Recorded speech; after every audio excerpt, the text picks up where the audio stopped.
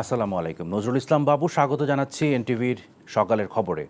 Crown cement শিরোনাম দেখছিলেন, এবার পুরো খবর।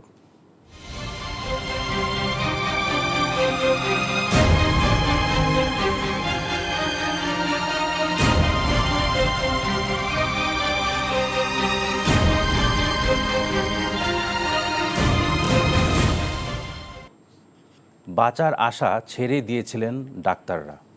স্বৈরাচার সরকারের বুলেট মাথায় নিয়ে আশুলিয়াতে ছাত্র আন্দোলনে রিফাত হোসেন ২০ দিনেরও বেশি সময় হাসপাতালের বিছানায় যন্ত্রণায় কাতরাচ্ছিলেন। এমনকি বলতে পারেননি নিজের ঠিকানাও। মা বাবা জেনেছিলেন তাদের সন্তান মৃত। পড়ে যাওয়া ছাত্রদের একজনকে নিজের সন্তান ভেবে কবরও দিয়েছিলেন তারা। তারপরই শুনতে পান মাথায় গুলিবিদ্ধ রিফাত এখনও বেঁচে আছে। এরপর শুরু হয় নতুন এক যুদ্ধ। নিয়ামুল আজিজ সাদেক জানাচ্ছেন বিস্তারিত। যারা দেশে এতদিন ধরে লুটপাট করেছে তারা ছাত্র জনতার স্বপ্নকে দুঃস্বপ্নে রূপান্তর করার জন্য চেষ্টা ত্রুটি করবে না বলে মন্তব্য করেছেন অন্তর্বর্তীকালীন সরকারের প্রধান উপদেষ্টা অধ্যাপক ডক্টর মোহাম্মদ ইউনূস। অগাস্ট বিপ্লবে নেতৃত্ব দেয়া ছাত্র সমন্বয়কদের সাথে মত বিনিময়কালে রোববার তিনি এমন মন্তব্য করেন। নজরানা চৌধুরীর রিপোর্ট। অন্তর্বর্তীকালীন সরকার দায়িত্ব নেয়ার ১ মাস পূর্তির দিন প্রধান উপদেষ্টা অধ্যাপক ডক্টর মোহাম্মদ ইউনূস তার তেজগাঁও কার্যালয়ে আগস্ট বিপ্লবের নেতৃত্বে থাকা ছাত্র সমন্বয়কদের সাথে মতবিনিময় করেন, যেখানে উপদেষ্টা মণ্ডলীর সদস্যরা ছাড়াও ছাত্র সমন্বয়করা বক্তব্য রাখেন। দেশের শিক্ষা ব্যবস্থা, স্বাস্থ্যসেবা, আইন শৃঙ্খলা পরিস্থিতি, বেশ কিছু জাতীয় বিষয় নিয়ে ছাত্র সমন্বয়করা নিজেদের মতামত তুলে ধরেন। মব জাস্টিসটাকে নিয়ন্ত্রণ করা আসলে এই মুহূর্তে আমি মনে করি প্রধান কাজের মধ্যে একটি। যারা পোস্ট গ্রাজুয়েশন এবং পিএইচডি করে ফেলতেছে তাদেরকে যাতে দেশে এনে দেশের পলিসি মেকিং এবং দেশের কাজে তাদের মেধার যাতে মূল্যায়ন হয়। কাঁচা মরিচের দাম থেকে শুরু করে একদম কাঁচা বাজার থেকে শুরু করে মাছের বাজারে ঢোকা যাচ্ছে না, সে দ্রব্যমূল্যের নিয়ন্ত্রণ করতে হবে। ধর্মকে ব্যবহার করে যে রাজনৈতিক ব্যাপার সেটাকে বন্ধ করতে হবে। তরুণ সমাজ এবং ছাত্রদেরকে এই মহান ঐতিহাসিক দায়িত্ব পালনে উপযুক্ত করে গড়ে তুলতে সকল প্রকার সহায়তা করবেন। চিকিৎসা সুরক্ষা আইন নামে একটা আইন প্রণয়ন করা হোক, যেখানে শুধুমাত্র চিকিৎসকরা না, চিকিৎসকদের সাথে সাথে রোগীদেরও একদম সেবা এবং অন্যান্য যে সুরক্ষা আছে সেটা যেন নিশ্চিত করা হয়ে থাকে। প্রধান উপদেষ্টা তার বক্তব্যে বলেন, এই বিপ্লবে যারা শহীদ হয়েছেন তাদের রক্ত বৃথা যেতে দেয়া হবে না। এই বিপ্লব শুধু বাংলাদেশ নয়, পুরো পৃথিবীর তরুণদের নতুন করে স্বপ্ন দেখাচ্ছে বলেও মন্তব্য করেন তিনি। অন্তত মাসে একটা করে চিঠি লিখো আমাদের কাছে, শুধু স্মরণ করিয়ে দেওয়ার জন্য এটা বাকি রয়ে গেল, এটা ঠিক হলো না। কারণ আমরা হয়তো অনেক সময় মাথার থেকে ছুটে যাবে, যেহেতু তোমরা যেভাবে দেখে এসছো আমরা সেভাবে দেখতে জানি না। সেই জানানটা দেওয়ার জন্য আমাদেরকে গুঁতো দিতে হবে, স্মরণ করিয়ে দিতে হবে, যাতে করে আমরা এটার থেকে বিচ্যুত হয়ে যেতে না পারি। এটা তোমাদের দায়িত্ব, কারণ যে পথে রওনা করে দিয়েছো সেটার রূপরেখা তোমাদের কাছে পরিষ্কার। আমরা হয়তো কিছুটা বুঝেছি, কিছুটা অন্যভাবে বুঝেছি, এরকম যেন না হয়। বৈষম্যহীন উন্নত সমৃদ্ধ বাংলাদেশ গড়ার যে লক্ষ্য অর্জনের জন্য আগস্ট বিপ্লব সংগঠিত হয়েছে, সেই লক্ষ্য থেকে কেউ যেন বিচ্যুত না হয়ে যায় সে বিষয়ে শিক্ষার্থীদের সজাগ থাকার আহ্বানও জানান ডক্টর ইউনূস। আনন্দ সহকারে লুটপাট করে যাচ্ছিলাম, হঠাৎ করে গোলমাল হয়ে গেল। তারা কি চুপচাপ বসে থাকবে? মোটেই না। খুব চেষ্টা করবে আবার তোমাদেরকে দুঃস্বপ্নের মধ্যে যাতে ঢুকিয়ে দেওয়া যায়, তারা শান্তমতে আবার শান্তিতে আবার তাদের রাজত্ব চালাতে পারে। তারা চেষ্টার ত্রুটি করবে না। কাজে যে কাজ শুরু করেছো এই কাজ সমাপ্ত না হওয়া পর্যন্ত এর থেকে বেরিয়ে যেও না। জুলাই আগস্টে ছাত্র জনতার উপর যে অত্যাচার নির্যাতন হয়েছে তা সবাইকে জানানোর জন্য ছাত্রদের প্রতি আহ্বান জানান অধ্যাপক doctor Mohammad Yunus. Nazrana Chowdhury, NTV news, Dhaka. সংবিধান সংস্কারের কথা ভাবা হচ্ছে, তবে কোন প্রক্রিয়ায় হবে তা গণ অভ্যুত্থানে অংশ নেওয়া ছাত্র জনতার সাথে আলোচনার পর ঠিক করা হবে বলে জানিয়েছেন স্থানীয় সরকার উপদেষ্টা এএফ হাসান আরিফ। রোববার সচিবালয়ে বৈঠক শেষে এসব বলেন তিনি। এদিকে পাচার হওয়া অর্থ ফেরানোর মতো রাজস্ব খাতের সংস্কারেও টাস্কফোর্স গঠন করা হবে বলে জানিয়েছেন অর্থ বাণিজ্য উপদেষ্টা।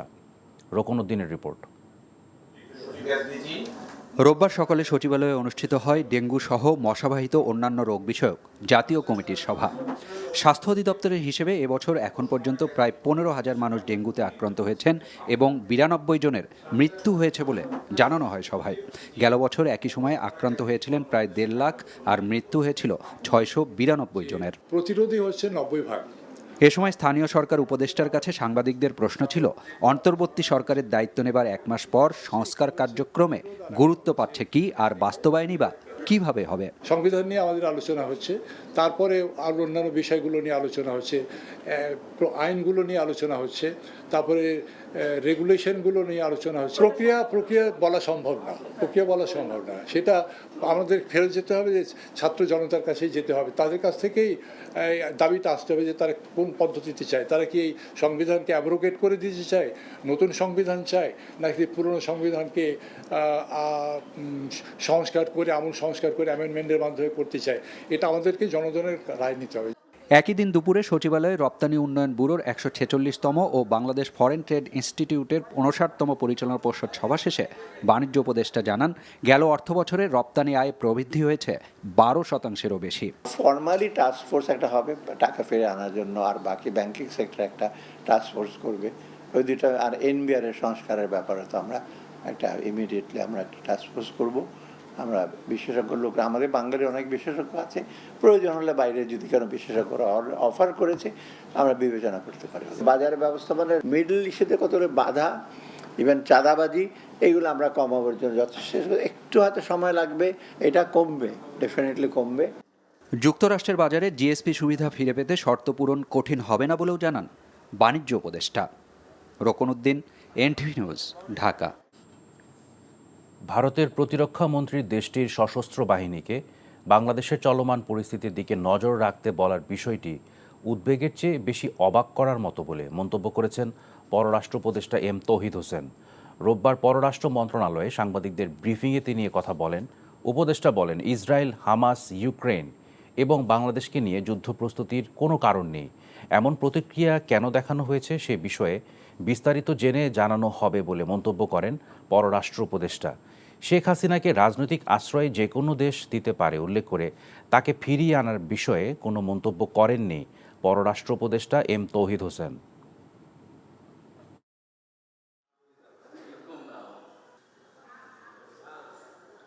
আমি যতটা উদ্বিগ্ন তার থেকে বেশি অবাক যে উনি এ ধরনের কথা কেন বললেন। আমি এটার কোনো কারণ খুঁজে পাই না। আমি কোনো অবস্থাতেই মনে করি না যে ভারতের সাথে আমাদের কোনো যুদ্ধবিগ্রহ হওয়ার সম্ভাবনা আছে। উনি এটা কি তার নিজের দেশের কনজাম্পশনের জন্য বলেছেন কিনা সেটা আমাদের বুঝতে হবে।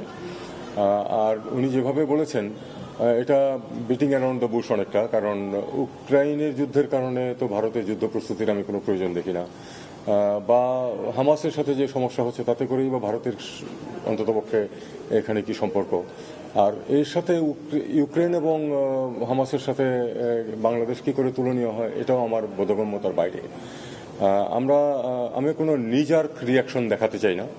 আমরা অবশ্যই এটা দেখবো যে উনি কেন এরকম কথা বলেছেন।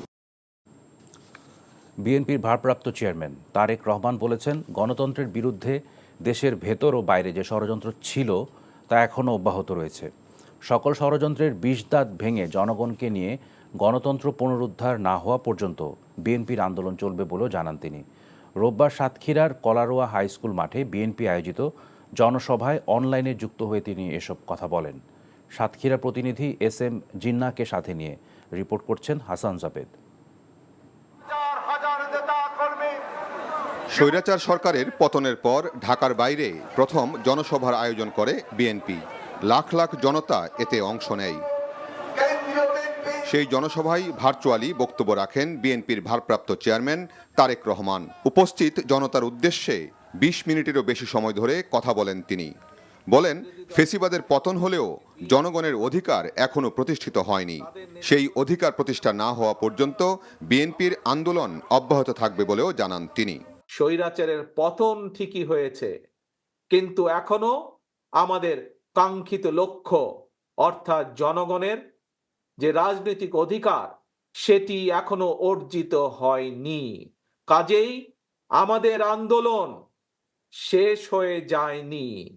যতক্ষণ পর্যন্ত জনগণের ভোটের অধিকার, কথা বলার অধিকার প্রতিষ্ঠিত না হবে ততক্ষণ পর্যন্ত বিএনপির আন্দোলন অব্যাহত থাকবে।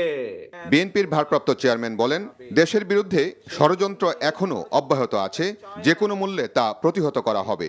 দেশের ভিতরে এবং দেশের বাইরে থেকে যারা কলকাঠি নাড়ছে তারা চায় না যে এই দেশের মানুষ গণতন্ত্র ফিরে পাক। সকল ষড়যন্ত্রের বিষধাত ভেঙে দিয়ে যে কোনো মূল্যে আমরা বাংলাদেশ জাতীয়তাবাদী দল জনগণকে সাথে নিয়ে এই দেশের মানুষের হারিয়ে যাওয়া গণতন্ত্রকে পুনরুদ্ধার করব। তারেক রহমান বলেন, অতীতেও বিএনপি দেশের মানুষের জীবনমানের উন্নয়নে কাজ করেছে, আগামীতেও উন্নয়ন এবং উৎপাদনের রাজনীতি করবে তার দল। বিএনপির রাজনীতি হচ্ছে উন্নয়ন এবং উৎপাদনের রাজনীতি। আমরা বাংলাদেশের প্রত্যেকটি এলাকার সম্ভাবনাকে বের করে আনতে চাই, সম্ভাবনাকে কাজে লাগাতে চাই। এই সম্ভাবনাগুলোকে তখনই বাস্তবায়ন করা সম্ভব যখন আপনাদের দ্বারা, জনগণের দ্বারা নির্বাচিত একটি সরকার দেশ পরিচালনা করবে। জনগণের সরকারই একমাত্র জনগণের কথা চিন্তা করে, জনগণের সরকারই একমাত্র জনগণের জন্য কাজ করে। জনসভায় বিএনপি নেতা হাবিবুল ইসলাম হাবিব ছাড়াও কেন্দ্রীয় নেতৃবৃন্দ বক্তব্য রাখেন। Hasan Javed, NTV news, Dhaka.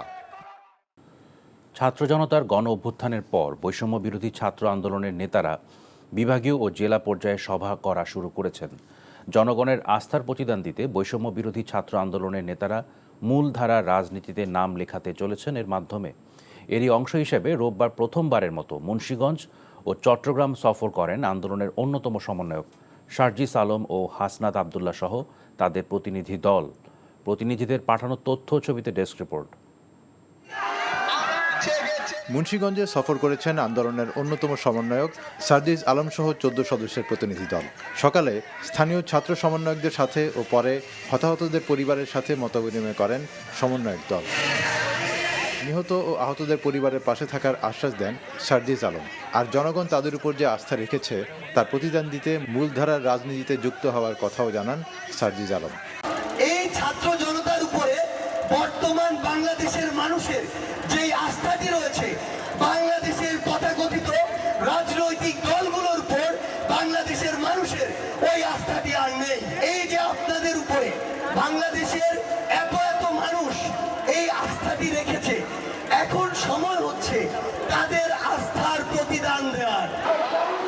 অন্যদিকে চট্টগ্রামে বৈষম্য বিরোধী ছাত্র আন্দোলনের পরবর্তী ভাবনা শীর্ষক মতবিনিময় সভায় বক্তারা বলেন, দেশ দুর্নীতি, অনিয়ম, সন্ত্রাস, চাঁদাবাজি বন্ধে দৃঢ় প্রতিজ্ঞাবদ্ধ। অন্তর্বর্তী সরকারকে সহযোগিতার জন্য প্রশাসনের প্রতি আহ্বান জানান বৈষম্য বিরোধী শিক্ষার্থীরা।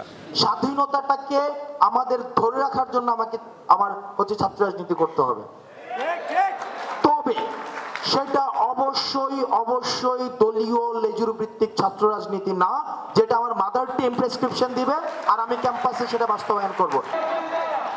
গত 15 বছরের ব্যবসায়ীদের একটি সিন্ডিকেট পণ্যের দাম বৃদ্ধি সহ সাধারণ মানুষকে হয়রানি করেছে। এসব সিন্ডিকেটের কাজ বন্ধ হলেও একটি অংশ তৃতীয় শক্তির মাধ্যমে আবারও ফিরে আসার চেষ্টা করছে বলে অভিযোগ করেন শিক্ষার্থীরা। আহমেদ শরীফ, এনটিভি নিউজ ডেস্ক।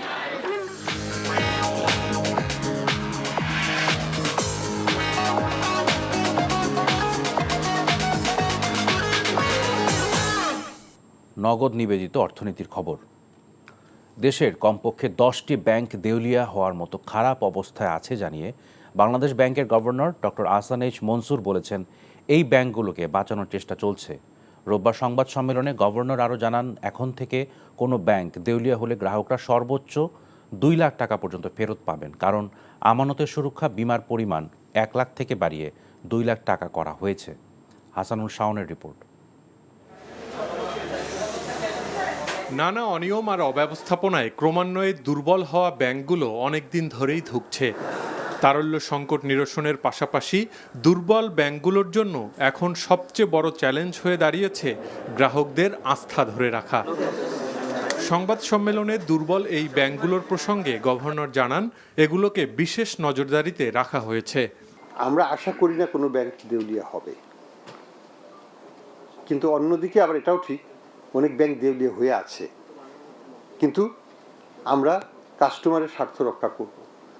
এই ব্যাংকগুলোকে আমরা ঘুরিয়ে দাঁড়াতে সাহায্য করব এবং ইনশাল্লাহ ওগুলো ঘুরে দাঁড়াবে। সময়ের ব্যাপার। সংখ্যাটা কেমন? 10টা ব্যাংকের মতো। We are in an intensive program with them. ওগুলোকে টার্ন অ্যারাউন্ড আমরা করব ইনশাল্লাহ, দরকার হলে মার্চ করব, কিন্তু কাস্টমার আলটিমেটলি ক্ষতিগ্রস্ত হবে না। আমরা কিন্তু প্রত্যেক দিনই একটা করে ডিস্ট্রেস ব্যাংকের সাথে আমরা তাদের ইভ্যালুয়েট করছি এবং তাদের ক্যাশ ফ্লো পজিশনকে আমরা অ্যাসেস করছি। আমানতের সুরক্ষা বিমার পরিমাণ 2 লাখ টাকা করা হয়েছে জানিয়ে গভর্নর বলেন, এতে দেশের ব্যাংকিং খাতের 95% গ্রাহকের আমানত নিরাপদ থাকবে। ডিপোজিট ইন্স্যুরেন্স স্কিম যেটা বাংলাদেশে আছে, যেটার মাধ্যমে প্রত্যেক ডিপোজিটের 1 লক্ষ টাকা পর্যন্ত পেতে পারে। যদি কোনো কারণে ব্যাংক ফেলিওর হয়, ব্যাংক টাকা না দিতে পারে, সরকার এটা দিবে। আমরা এটাকে দ্বিগুণ করে দিচ্ছি, 2 লক্ষ টাকা পর্যন্ত দেওয়া হবে এবং এটার মাধ্যমে আমরা 95 অলমোস্ট 94.59% অ্যাকাউন্ট হোল্ডার তাদের পুরো টাকা ফেরত পাবে। কোনো প্রতিষ্ঠানের কোনো ব্যাংক হিসাব ফ্রিজ করা হয়নি বলেও জানান ডক্টর আহসানেইস মনসুর। সেটা এক্সিমকোর হোক, সেটা সালামের হোক, কোনো প্রতিষ্ঠানকেই আমরা অ্যাকাউন্ট তাদের ফ্রিজ করা হয়নি। উদ্দেশ্য হলো যে প্রতিষ্ঠান চলবে, প্রতিষ্ঠানের কর্মকর্তা কর্মচারীরা কাজ করবে, উৎপাদন কার্যক্রম বিঘ্নিত হবে না। এছাড়া কোনো ব্যাংকে অনিয়ম হলে পরিচালনা পর্ষদ ভেঙে দেওয়ার পাশাপাশি দোষীদের শাস্তি দেওয়া হবে বলেও জানান governor. Hasanul Shaon, NTV news, Dhaka. হয়রানি এবং মিথ্যা মামলা যাতে না নেওয়া হয় সে ব্যাপারে সরকারের পক্ষ থেকে নির্দেশ দেওয়া হয়েছে বলে জানিয়েছেন প্রধান উপদেষ্টার বিশেষ সহকারী মাহফুজ আলম। আর জুলাই বিপ্লবে আহত নিহতদের তালিকা প্রস্তুতির কাজ চলছে উল্লেখ করে প্রধান উপদেষ্টার প্রেস সচিব শফিকুল আলম জানান, হতাহত হয়েছে প্রায় 18,000 মানুষ। রোববার ফরেন সার্ভিস একাডেমিতে প্রেস ব্রিফিংয়ে তারা এসব কথা বলেন। মব জাস্টিসের বিষয়ে খুব ক্লিয়ার অবস্থান গভর্নমেন্টের, সরকারের পক্ষ থেকে, যে এটা কোনোভাবেই হতে দেওয়া যাবে না এবং যারা যারা এটার সাথে জড়িত আছেন, বিভিন্ন ফরম্যাটে মাজারে হামলা, মন্দিরে হামলা এবং কোনো ব্যক্তিকে আক্রোশের কারণে হামলা, সবগুলো হামলার ব্যাপারে আইন যেভাবে ব্যবস্থা নেওয়ার কথা বলে ওইভাবেই ব্যবস্থা নেওয়া হবে। 18,000 ছেলে আহত হয়েছে, ছেলে মেয়ে, ছেলে, ছাত্র, জনতা, দিনমজুর, শ্রমিক, পেশাজীবী। এটা তো শুধুমাত্র ছাত্ররা শুরু ভাগে ছিল, কিন্তু পরবর্তীতে এটা পুরো একটা ন্যাশনাল আপরাইজিং। তা আমরা সবার ঠিকানা নিচ্ছি, আমরা স্ট্যাটিস্টিক্স নিচ্ছি, আমরা সবগুলো লিস্ট কম্পাইল করে সবাইকে, যারাই আহত হয়েছেন তাদেরকেও লুক আফটার করা হবে এবং যারা মারা গেছেন তাদের ফ্যামিলিদেরকেও লুক আফটার করা হবে এই ফাউন্ডেশনের মাধ্যমে।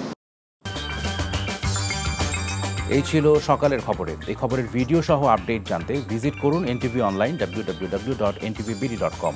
এছাড়াও এনটিভির জনপ্রিয় সব অনুষ্ঠান ও খবরের আপডেট জানতে ভিজিট করুন আমাদের ইউটিউব ও ভেরিফাইড ফেসবুক পেজ। ধন্যবাদ সবাইকে।